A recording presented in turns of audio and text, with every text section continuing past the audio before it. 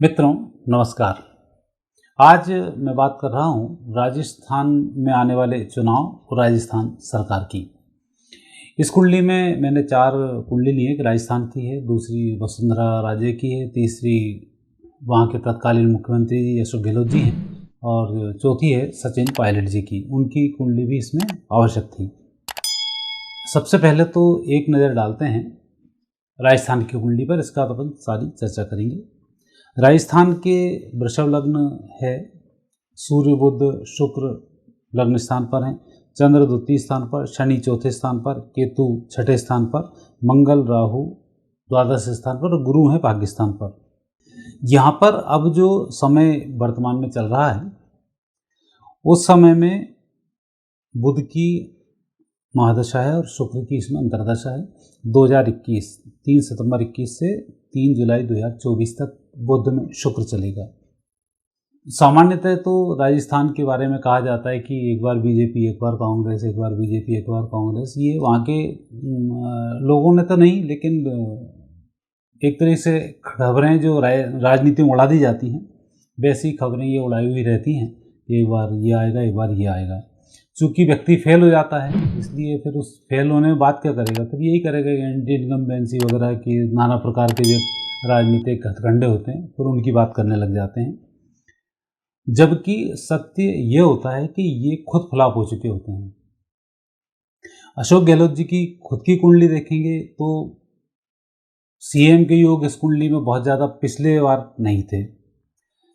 राजस्थान की कुंडली पिछली बार भी युवा सीएम को बनाने की ओर अग्रसर थी और इस बार भी युवा सीएम की ओर अग्रसर थी। और दोनों पार्टियों ने उन्होंने महिला को उतारा हुआ था, इन्होंने यहाँ पुरुष को उतारा हुआ था। लेकिन कांग्रेस जो चुनाव लड़ी उसमें सचिन पायलट का एक चेहरा था जो युवाओं के लिए था।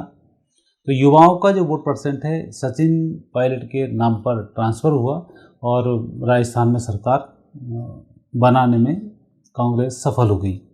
वहीं बीजेपी में युवा चेहरे की अब कमी है, क्योंकि आने वाले पिछले जो 10 साल निकले हैं वहाँ बीजेपी ने बहुत बड़ी गलती मध्य प्रदेश में भी की है, राजस्थान में भी की, छत्तीसगढ़ में भी की है और हरियाणा में भी ये गलती कर रहे हैं कि युवाओं को यहाँ से टोटल काट दिया गया। यदि आज राजस्थान की बात करें, युवा चेहरे सांसद में थे लेकिन विधानसभा में वही वसुंधरा, तो वो चेहरा अब मुख्यमंत्री बनने की स्थिति में नहीं है। हालांकि संकेत वसुंधरा जी को केंद्र में ले आकर दे दिया है कि आगे ये मुख्यमंत्री नहीं रहेंगे तो दूसरा कोई मुख्यमंत्री आएगा। तो अब एक राजस्थान की कुंडली से संकेत मिलता है, बुध की महादशा है, शुक्र की अंतर्दशा है, तो यहाँ पर युवा मुख्यमंत्री बनने के चांसेस हैं। तो इसमें बाकी जो ग्रह योग बहुत सारे परिवर्तन इसमें आ जाएंगे। और उस परिवर्तन में यदि हम अशोक गहलोत जी की कुंडली को लेते हैं तो इस कुंडली में मिथुन लग्न इनका बनता है, केतु तृतीय भाव में है, शनि चौथे स्थान पर है, राहु भाग्य स्थान पर है, गुरु चंद्र का दसम भाव में है, सूर्य मंगल बुध का योग एकादश में है, शुक्र है द्वादश भाव में। इनकी कुंडली में कई योग तो बहुत अच्छे हैं और उस कारण से मुख्यमंत्री बने भी हैं और जैसे तैसे जब भी कोई नेगेटिव स्थिति बनती है तो ये वापस मुख्यमंत्री बन जाते हैं। और राजनेता की ये बहुत बड़ी विशेषता है कि जेन कैन प्रकरण को अपनी मनवाही लेता है। तो उस स्थिति में चूँकि ये सीनियर लीडर पहले से रहे हैं तो ऐसी स्थिति में ये निश्चित रूप से सफल होते हुए यहाँ पर दिख रहे हैं और ये परिस्थिति इनके साथ बन रही है। अब देखते हैं सचिन पायलट जी की कुंडली। इनका वृश्चिक लग्न है, केतु पंचम भाव में है, गुरु चंद्र मंगल अष्टम भाव में है, शुक्र भाग्य स्थान पर है, सूर्य शनि और बुध दसम भाव में है और राहु इनके एकादश भाव में है। और अभी इनको शनि की महादशा 2008 से 2027 तक चल रही है। तो सचिन पायलट जी के जो ग्रह योग हैं ये निश्चित रूप से ये अच्छे संकेत देते हैं कि यदि ये थोड़े से टिके रहेंगे और राजनीति करेंगे तो निश्चित रूप से इनको बहुत अच्छा लाभ मिलेगा। लेकिन एक स्थिति बड़े परिवार के बच्चों में ये होती है कि बड़े परिवार के बच्चे जुझारू होते हैं लेकिन किसी की चीज़ को छीन कर खाना पसंद नहीं करते हैं। और राजनीति में छीन कर खाना जिस व्यक्ति को आ गया वो सफल हो जाता है।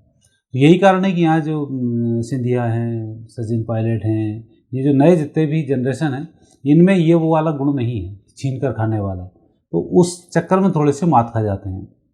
तो यहाँ पर सचिन जी को एक प्रयास करना चाहिए कि अधिक से अधिक लोग आपके वहाँ पर बन के आएँ और अड़ीबाजी करके आप उस चीज़ को क्लियर कराएं, क्योंकि राजनीति में जिद का बहुत बड़ा महत्व होता है। जो जितना जिद्दी अड़ियल होता है उसको राजनीति में उतना जल्दी फ़ायदा मिलता है, और नेता वही जो अपने मन की करवा पाए, वही नेता होता है। चाहे महात्मा गांधी को ले लो, चाहे इंदिरा गांधी को ले लो, चाहे मोदी जी को ले लें, चाहे किसी को भी ले लें आप, XYZ जो भी नेता रहे हो। महात्मा गांधी का उल्लेख मैंने इसलिए किया कि वो भी बहुत जिद्दी थे। अपने काम उनको कराना है तो वो चाहे दुनिया कहीं जाए वो अपने काम पे लगे रहते, चाहे नुकसान हो कुछ भी हो। और यही कारण था कि सुभाष चंद्र बोस ने एक बार जिद में उनके खिलाफ चुनाव लड़के उनको हरा दिया था, ताकि महात्मा गांधी का जो अहंकार है कम से कम टूट जाए। और उसके बाद सीधा सा उन्होंने इस्तीफा दिया, वापस महात्मा गांधी को उन्होंने अपना चार्ज दिया, खुद निकल गए। तो उन्होंने अपना एक काम जिद्दीपन से सुभाष चंद्र बोस जी ने ये भी कर दिया था। तो ऐसी स्थिति राजनीति में हमेशा होती आई है। दुनिया में कहीं भी देख लें तो वो राजनीति आपको ऐसी ही मिलेगी। उसमें सचिन जी थोड़े से कमज़ोर होते हैं। सचिन जी को थोड़ी मेहनत करनी चाहिए कि अपने मन की बात आप मनवा सकें, और चूंकि युवा हैं और आपकी इसमें लॉटरी खुल सकती है। हालांकि लॉटरी खुलने के चांसेस थोड़े से इसलिए कम है क्योंकि कांग्रेस पार्टी में राहुल गांधी से ऊपर किसी को बढ़ने नहीं दिया जा रहा है, इसलिए जो नई पोस्ट जितनी भी है उसको उन्होंने आगे बढ़ने ही नहीं दिया।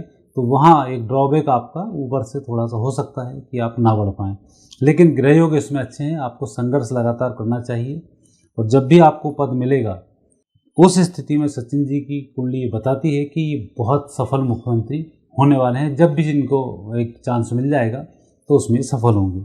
अब एक तीसरी कुंडली भी हम ले ही लेते हैं, तो वो है वसुंधरा राजे जी की। इनका कर्क लग्न है, कर्क लग्न में केतु है, चौथे स्थान पे शनि है, पंचम में चंद्रमा है, सप्तम भाव में राहु है, अष्टम भाव में सूर्य है, मंगल बुध हैं भाग्य स्थान पर, गुरु शुक्र हैं दशम स्थान पर। तो यह कुंडली एक जिद्दी कुंडली है, और आपने देखा भी है कि जिस तरह से सालों पहले से इनका विरोध शुरू हुआ था चुनाव से पहले, तो भी इन्होंने अपनी आदतों को नहीं बदला। लोगों से मिलना शुरू नहीं किया, राशि ठाट बाट को कम नहीं किया, चाहे सत्ता हाथ से चली गई पर जिद हाथ से नहीं जानी चाहिए, और वही कारण रहा कि ये परेशान हो गए।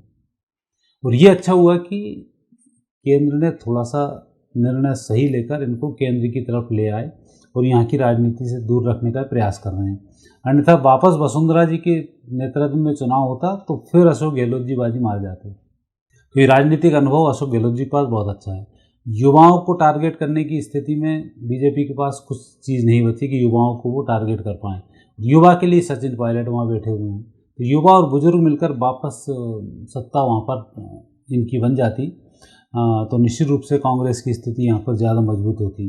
पर अब वसुंधरा जी को हटाने के बाद अब जो ग्रह योग राजस्थान की कुंडली के बोलते हैं कि यहाँ पर जो भी मुख्यमंत्री होगा अनुभवी होगा, मुझे लगता है संसद कोटे से भी वो आ सकता है कि सांसद हो और यहाँ आकर वो CMशिप को ले जाए। तो ये स्थिति इसमें बनती है। अब सबसे बड़ी बात इसमें ये है कि राजस्थान की कुंडली में अब बहुत ज़बरदस्त योग चल रहे हैं।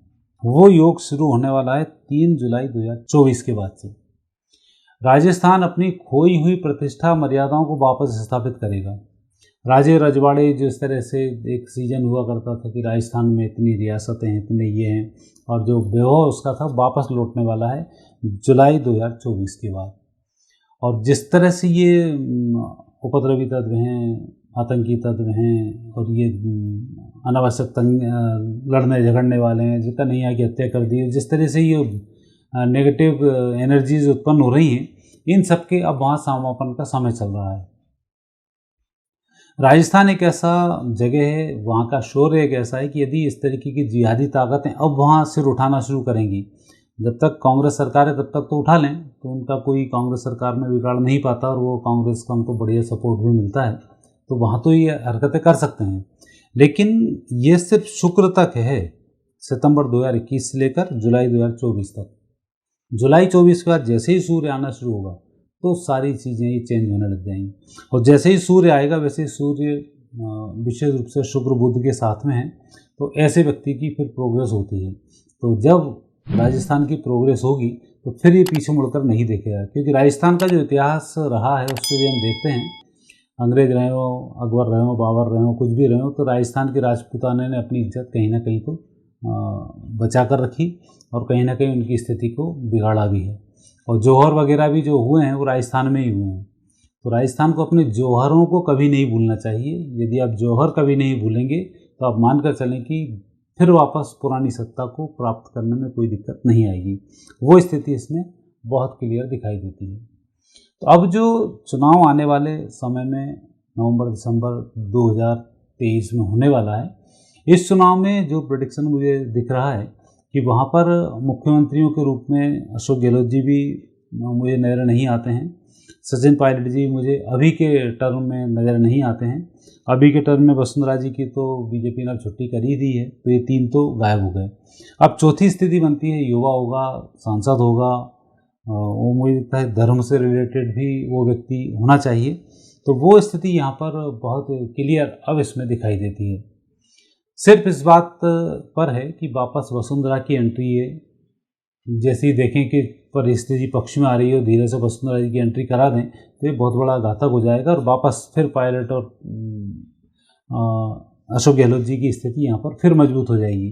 तो यही जो एक ट्विस्ट है बीच में आ सकता है, अन्यथा अब बीजेपी के ग्रहयोग बहुत मजबूत होने वाले हैं और सारी स्थिति यहाँ पर बहुत फेवर में रहेगी। और दूसरा भी नूह की जो हिंसा हुई है, तो हिंसा में मेवात में जितने लोगों को भगाया गया है वो लोग या तो शिफ्ट होंगे पंजाब में, या शिफ्ट होंगे राजस्थान में, या शिफ्ट होंगे दिल्ली में, क्योंकि अब जितने भी रोहिंग्या बचे हैं वो फिर सेफ जगह ढूंढते हैं। तो जहाँ मुस्लिम कम्युनिटी ज़्यादा हो, बीजेपी के अलावा दूसरा शासन हो, वहाँ पर वो अपने आप को अनुकूल पाते हैं और वहाँ पर ये शिफ्ट होते हैं। जब ये यहाँ शिफ्ट होंगे तब स्थिति यहाँ फिर बिगड़नी शुरू होगी, क्योंकि अब जो समय है आने वाला भारत की कुंडली के हिसाब से सनातन संस्कृति का समय है और सनातन को ही विजयश्री की प्राप्ति होगी। आपने देखा नाना प्रकार के भगवान वापस उदित हो रहे हैं, सारी चीज़ें ठीक हो रही हैं। तो ये जो ग्रह योग हैं ये सब ऐसा ही करा रहे हैं कि भारत की जो कुंडली है उस कुंडली में अब आने वाले समय में फिर नए शौर्य का उदय होने वाला है और उसका सबको विजयश्री की प्राप्ति होने वाली है। तो ये स्थिति मुझे यहाँ इन चारों कुंडलियों के अध्ययन से बहुत क्लियर दिखाई देती है कि यहाँ पर जो शासन होगा अब बदलाव आएगा, युवा व्यक्ति होगा और अनुभवी व्यक्ति होगा और शासन को बहुत अच्छे से चलाएगा। और तीनों में से ये कोई मुख्यमंत्री बनने के इसमें योग नहीं बनते हैं। सिर्फ इस बात की स्थिति यहाँ पर बन रही है कि थोड़ा सा संभल कर ये लोग काम करेंगे, जिद पर अड़ियलपन पे काम करेंगे तो किसी व्यक्ति को आप मुख्यमंत्री बना सकते हो, कुछ भी कर सकते हो। ये अशोक गहलोत जी की कुंडली में बहुत ज़्यादा 21 के बाद योग नहीं है, लेकिन मजबूरी है कि उतने विधायक इनके पास हैं, उतने विधायक पायलट के पास में, जरा सी हरकत करेंगे सरकार आसे चली जाएगी। तो मजबूरी में मुख्यमंत्री बने हो, मुख्यमंत्री ग्रह योग से नहीं बने हो, और ग्रह योग से नहीं होते हैं, मजबूरी में होते हैं। तो प्राकृतिक आपदाओं का आना, वहाँ पर अराजकताओं को फैलना, बेरोजगारी का बढ़ना, लोगों का अंदर उत्साह नहीं होना, ये सब चीज़ें फिर वहाँ पर बढ़नी शुरू हो जाती है। तो ये स्थिति अभी राजस्थान में चल रही है और स्थायी, चूँकि जुलाई 2024 के बाद से स्थायी स्थिति बनती है, तब कुछ ना कुछ नया होगा, बेहतर होगा और राजस्थान के लिए बहुत अच्छा होगा। मित्रों, ये था मेरा एनालिसिस राजस्थान के 2023 के चुनाव के बारे में। और 2024 की स्थिति बनती है तो वहाँ लोकसभा चुनाव की बनेगी। लोकसभा के लिए हम फिर आपसे वापस बात करेंगे। अब आप मुझे आज्ञा दीजिए। ये प्रोग्राम आपको कैसा लगा, चैनल को सब्सक्राइब करना नहीं भूलें और कमेंट्स बॉक्स में कमेंट्स आप हमें अवश्य करें। धन्यवाद।